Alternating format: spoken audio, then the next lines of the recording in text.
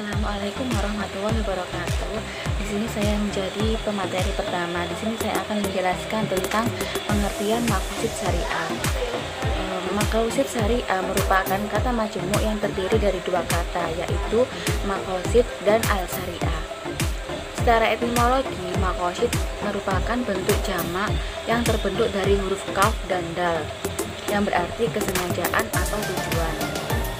Sedangkan kata al-syariah secara etimologi berasal dari kata syara'a yasru'u syar'a, yang berarti membuat syariat atau undang-undang, menerangkan serta menyertakan. Jadi, maqasid syariah merupakan perintah Allah yang bertujuan ingin mencapai sesuatu, yaitu kemaslahatan. Assalamualaikum warahmatullahi wabarakatuh. Perkenalkan, nama saya Karina Vivi Damayanti. Di sini saya pemateri kedua. Saya akan menjelaskan tentang klasifikasi maqasid al-syariah. Di sini maqasid dilihat dari 4 sudut yang berbeda, yaitu yang pertama dipandang sisi subjektivitas, yaitu mengelompokkan maqasid ke dalam dua, yaitu maqasid al-syari sebagai tujuan Allah dan Rasulnya, dan maqasid al-mukallaf yaitu tujuan para hamba. Yang kedua dipandang dari sisi orisinalitas, terbagi menjadi dua, yaitu maqasid asliyah tidak memperhatikan para hamba, dan maqasid tabaliyah memperhatikan hawa nafsu. Yang ketiga dipandang dari sisi universalitas, yaitu tujuan manusia secara keseluruhan adalah maqasid ammah, sedangkan yang terkait dengan individu atau sebagian dari umat manusia adalah qosah. Yang keempat dipandang sisi urgensitas. Yang pertama daruriyat, yang artinya kemaslahatan yang sangat dibutuhkan seluruh umat manusia. Yang kedua hajiyat, memberikan kemudahan kepada seluruh umat manusia. Yang ketiga tahsiniyat, yaitu tujuan pada lingkup budi pekerti dan keluhuran akhlak manusia. Selanjutnya klasifikasi maqasid syariah berdasarkan Abu Zahra.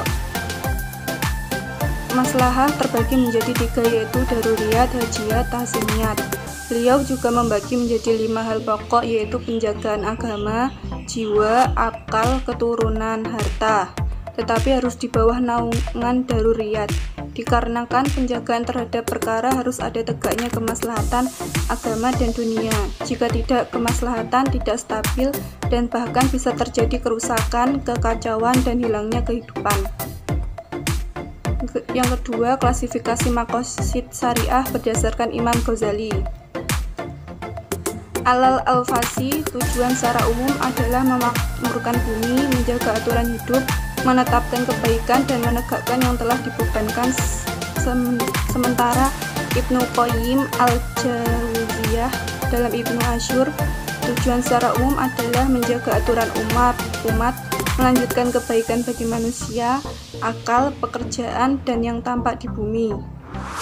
Munculnya pandangan salah satu kontemporer, Abdul Majid An-Najjar, mengembangkan kerangka Imam Ghazali, membagi menjadi 8 pilar. Yang ketiga, klasifikasi maqasid syariah berdasarkan Najjar. Al-Ghazali menjelaskan bahwa keselamatan hidup di akhirat dan kesuksesan hidup di dunia merupakan tujuan utama segala aktivitas manusia. Dan Al-Satibi menjelaskan bahwa hal ini sejalan dengan tujuan utama syariah, yaitu pemenuhan kebutuhan dalam menjaga dan memelihara. Dalam kajian ini akan diadopsi dalam membantu mencapai maslahah sebuah pemerintahan dan dengan menjalankan 6 orientasi kemaslahatan. Konteks keuangan publik merupakan sistem kinerja berbasis maqasid yang menitik beratkan pada keseimbangan seluruh aspek maslahah, yaitu agama, jiwa, keturunan, akal, dan harta, untuk membantu merumuskan kebijakan keuangan publik. Assalamualaikum warahmatullahi wabarakatuh. Perkenalkan, nama saya Muhammad Riki. Di sini saya akan menjelaskan untuk materi yang ketiga, yakni tentang metode maqasid al-syariah. Metode maqasid al-syariah ini dibagi menjadi 4. Yang pertama adalah metode mujarad al-amir wa an-nahi al-ibtidai at-tasrihi. yaitu di mana metode untuk melihat ungkapan eksplisit, larangan, dan perintah di dalam nas. Nah, yang kedua yakni adalah metode untuk memerintahkan konteks ilat dari setiap perintah dan larangan, yaitu adalah metode yang masih terkait dengan metode pertama, akan tetapi titik fokusnya lebih pada pelacakan ilat di balik perintah dan larangan, seperti itu. Terus yang ketiga yaitu adalah metode memperhatikan semua maqasid turunan atau at-tabi'ah, yaitu semua ketetapan syariah, ibadah, muamalah yang memiliki tujuan bersifat pokok dan turunan. Nah, yang keempat adalah syukud asy-syar'i, yaitu tentang metode yang membahas tentang cakupan perkara yang tidak ada dalam keterangan syar'i. Maka nama saya Andi Rahmatika, pemateri 4 akan menjelaskan tentang fikih mazahib al-syariah dengan beberapa metode ijtihad. Mazahib al-syariah dengan beberapa metode ijtihad. Sebagaimana telah dijelaskan, pada dasarnya tujuan utama disyariatkannya umat Islam adalah untuk memelihara kemaslahatan dan sekaligus menghindari kemafsadatan, baik di dunia maupun di akhirat.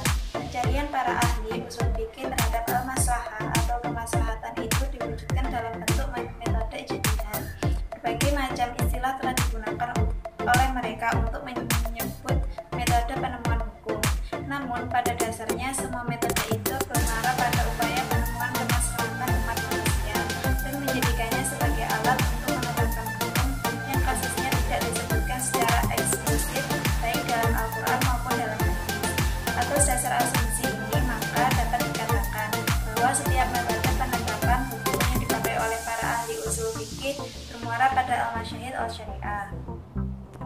Selain itu, untuk mengetahui kedudukan maslahah al-mursalah dalam pandangan para ulama, tampaknya memang harus dikaitkan dengan analisis mazahib al-syariah. Analisis ini dapat dilahirkan dua dampak positif. Pertama, dapat menampakkan titik temu perbedaan pendapat antara ulama. Yang kedua yaitu analisis terkait ini dapat menunjukkan bahwa betapa pentingnya mazahib al-syariah dalam rangka penajaman analisis metode maslahah mursalah sebagai corak penalaran istilah untuk memecahkan permasalahan hukum dalam Islam. Dalam karyanya Al-Ihtisam, Al-Syadili banyak mengemukakan contoh maslahah al-mursalah yang ia kaitkan secara erat dengan mazahib al-syariah, antara lain tentang penerbitan atau kodifikasi Al-Quran dan kesaksian anak-anak. Terkait dengan kodifikasi Al-Quran, memang tidak ada nas yang memerintahkannya, akan tetapi juga tidak dapat nas yang melarangnya. Dengan demikian, pentadbiran Quran yang terjadi kemudian tidaklah bertentangan dengan al-syar'i. Sedangkan dalam masalah kesenian anak-anak, atas dasar kemaslahatan kesaksian mereka dapat dipertimbangkan hakim dalam memutuskan suatu perkara, walaupun tidak ada ketetapan al-asy'ari. Selanjutnya saya akan menjelaskan untuk materi yang kelima, yakni tentang urgensi ilmu maqasid al-syariah dalam ijtihad ekonomi. Urgensi ilmu maqasid al-syariah dalam ijtihad ekonomi ini dibagi menjadi 6. Yang pertama yaitu adalah penampakan ilah hikmah dari suatu tujuan syariat, baik secara umum maupun secara khusus. Yang kedua yakni memberikan kemampuan kepada para ahli hukum fikih dalam menggali hukum istinbat sesuai dengan tujuannya. Yang ketiga yakni meminimalisir perbedaan dan perdebatan dalam ranah fikih. Yang keempat yakni memadukan dua sikap ekstrim, yaitu sikap yang di sebelah kanan cenderung tekstualis dan skriptualis, sedangkan sikap yang kiri cenderung pada ruh dan esensi. Terus yang kelima yakni adalah membantu seorang mukallaf dalam melaksanakan taklif secara sempurna dan maksimal. Yang keenam yakni membantu seorang guru, pemerintah, penceramah, hakim dan lain sebagainya dalam melaksanakan tugasnya sesuai dengan syariat agama Islam. Saya di sini sebagai pemateri selanjutnya akan menjelaskan tentang maqasid syariah dalam ekonomi Islam. Maqasid syariah dalam ekonomi Islam ini dibagi menjadi 5 tingkatan. Yang pertama ada menjaga agama atau yang disebut dengan hifdzuddin. Yang dimaksud dengan menjaga agama di sini adalah menjaga hubungan manusia dengan Allah Subhanahu wa taala. Dalam syariat Islam, Agama tidak pernah melakukan pemaksaan kehendak. Syariat Islam menjaga kebebasan berkeyakinan dalam ibadah dan tidak boleh ada tekanan dalam paksaan dalam beragama. Sebagaimana contohnya adalah upaya untuk menjaga ibadah atau mendekatkan diri kita kepada Allah dengan cara melaksanakan perintahnya seperti sholat, puasa, dan lainnya, dan menjauhi larangannya seperti membunuh, mencuri, dan lainnya, dan juga berusaha bersikap melawan ketika agama Islam dihina dan dipermalukan oleh agama lain. Oleh karena itu, kita dianjurkan untuk selalu menjaga agama kita dan menjalin hubungan yang baik antara kita dan Allah. Selanjutnya yaitu menjaga jiwa atau yang disebut dengan hifdun nafs. Di dalam Islam juga diperintahkan untuk menjaga jiwa dan raga, dan agama tidak akan tegak jika tidak ada jiwa yang menegakkannya. Kalau kita ingin menegakkan agama, artinya kita harus menjaga jiwa-jiwa kita untuk menegakkan agama, supaya agama yang kita tegakkan itu menjadi agama yang kokoh. Oleh karena itu, kita harus memperhatikan makanan yang kita makan supaya tidak menimbulkan kemadorotan dan selalu mengonsumsi barang yang halal dan menjauhi barang-barang yang haram. Menurut para ulama, hifdun nafs dapat dilakukan dengan cara yang pertama, pada saat darurat wajib memakan apa saja demi menyambung hidup. Meskipun yang ada saat itu adalah makanan yang mengandung haram, tetapi kita memakannya hanya secukupnya saja, tidak boleh berlebihan, karena tujuan kita hanya untuk menyambung hidup kita. Selanjutnya yang kedua, memenuhi kebutuhan diri berupa makanan, minuman, dan pakaian. Selanjutnya yang ketiga, mewajibkan pelaksanaan qisas dan mengharamkan menyakiti atau menyiksa diri sendiri. Menjaga jiwa merupakan salah satu maqasid syariah dari ketetapan Allah yang berbicara masalah muamalah dan jinayah. Menjaga jiwa dalam ekonomi dalam tingkatan darurat, misalnya memenuhi semua hal yang dibutuhkan demi menjaga eksistensi nyawa, seperti makanan, minuman, keselamatan, dan lainnya. Sedangkan tingkatan hajiyat, misalnya memakan makanan yang lezat namun halal dan tidak boleh yang haram. Sedangkan dalam tingkatan tahsiniyat, contohnya menjaga adab ketika saat makan, yaitu sebelum makan kita berdoa, terus menggunakan tangan kanan saat makan. Selanjutnya menjaga akal atau yang disebut dengan hifdun akal. Akal adalah sesuatu yang membedakan manusia dengan makhluk Allah lainnya. Inilah salah satu yang menyebabkan manusia menjadi makhluk penciptaan yang terbaik dibandingkan dengan makhluk lainnya. Tanpa akal, manusia tidak akan dapat hidup dengan teratur, karena tidak akan terciptanya kedisiplinan dan tata aturan. Terus selanjutnya, sebagaimana contoh menjaga akal di sini yaitu tidak meminum atau memakan makanan yang haram dan tidak meminum minuman yang keras dan dapat merusak akal kita dan dapat memabukkan sehingga membuat kita tidak sadar diri. Oleh karena itu, kita harus menjaga akal pikiran kita dengan sebaik-baiknya dan selalu berpikir positif. Selanjutnya yaitu menjaga keturunan atau yang disebut dengan hifdun nasl. Salah satu poin terpenting dalam sebuah pernikahan yaitu lahirnya generasi penerus yang diharapkan dapat berkontribusi dengan baik. Karena keturunan merupakan generasi penerus bangsa yang akan mewujudkan cita-cita bangsa. Jadi kita di sini tuh harus menjaga keturunan kita dengan baik. Contohnya tidak melakukan zina, terus pernikahan dengan sah secara agama gitu. Dan sebagaimana memelihara keturunan bisa dilakukan dengan cara yang pertama, anjuran melakukan pernikahan. Yang kedua, persaksian dalam pernikahan. Yang ketiga, kewajiban memelihara dan memberikan nafkah kepada anak, termasuk kewajiban pendidikan anak. Selanjutnya yang terakhir yaitu menjaga harta atau yang disebut dengan hifdul mal. Menjaga harta adalah dengan memastikan bahwa harta yang kamu miliki dan yang kamu peroleh itu berasal dari sesuatu yang halal dan tidak berasal dari yang haram. Kemapanan keberadaan manusia adalah diukur dengan harta. Oleh karenanya kita diperintahkan untuk mengeluarkan zakat, sedekah, infak dan tidak menghamburkan harta secara cuma-cuma. Di antaranya yaitu menjaga harta dengan cara yang pertama, Islam mewajibkan beramal dan berusaha. Memelihara harta manusia dalam kekuasaan mereka.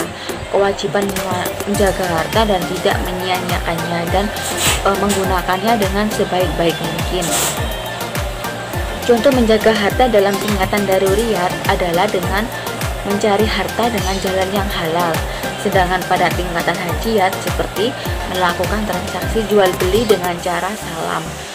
Dan menjaga harta pada tingkatan tahsiniyat adalah dengan menghindari penipuan. Syariat Islam menjaga harta benda orang lain dan mengambilnya tanpa hak adalah dosa besar. Sedangkan cara untuk mencapai kemaslahatan harus memenuhi kebutuhan, yaitu melalui daruriyat yang artinya kebutuhan primer, lalu hajiyat yang berarti kebutuhan sekunder, dan tahsiniyat yang berarti kebutuhan tersier. Daruriyat di sini adalah sesuatu yang harus ada dan merupakan sesuatu yang terpenting untuk kebutuhan kita yang digunakan untuk mewujudkan kemaslahatan dunia ataupun di akhirat. Contoh daruriyat di sini yaitu merupakan makanan, minuman dan lainnya. Darurat di sini harus terpenuhi sebelum hajiyat dan tahsiniyat terpenuhi. Jadi daruriyat di sini yaitu merupakan kebutuhan yang paling penting yang harus kita penuhi terlebih dahulu. Selanjutnya yaitu hajiyat. Hajiyat yaitu sesuatu yang harus diperlukan keberadaannya untuk memudahkan hidup kita.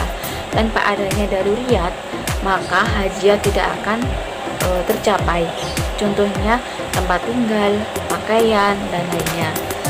Selanjutnya yang ketiga yaitu tahsiniyat. Tahsiniyat adalah sesuatu yang sebagai pelengkap dari terciptanya daruriyat dan hajiyat. Ini merupakan kebutuhan pelengkap saat kita sudah memenuhi daruriyat dan hajiyat. Contohnya yaitu mobil, kulkas, dan lainnya.